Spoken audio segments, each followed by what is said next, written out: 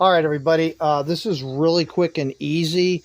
Once you figure it out, there's a few videos out on this. So if you're GM, now this is a Yukon, an '09 Yukon, the door would not open from the inside or the outside.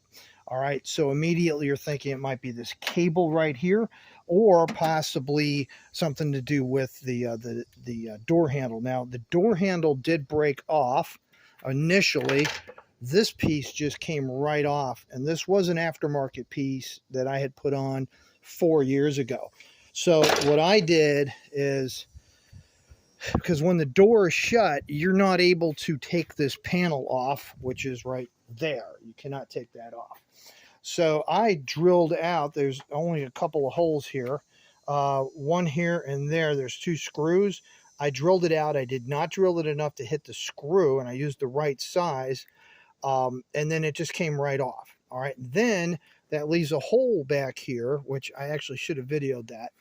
And what you want to do then is you just get a wire, something like this, coat hanger. This is part of a coat hanger, right? And you want to have the ends like that. So what you're going to do is you're going to reach in through this hole here, okay? And in here, let me put the light on. In here, you're going to see this mechanism right here, and this has to go down. All right. So basically, when you pull on the knob, this comes down. Now, this piece right here is plastic. They can break.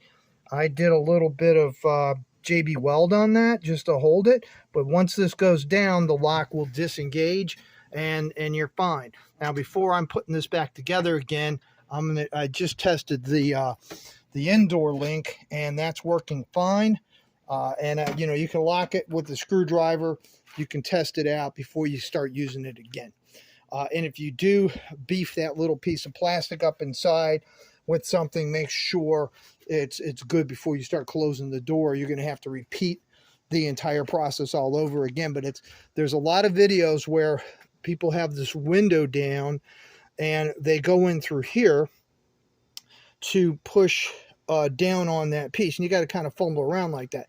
But if this piece is broken, just drill out the holes, pull the piece out, and then you can actually see where you need to depress. It's really easy that way. It'll save you a lot of time, especially if you're already replacing this piece. So just make sure you have this handy already, and that's it. And then just throw it all back together again, and life is pretty good. Thanks. Have a good day.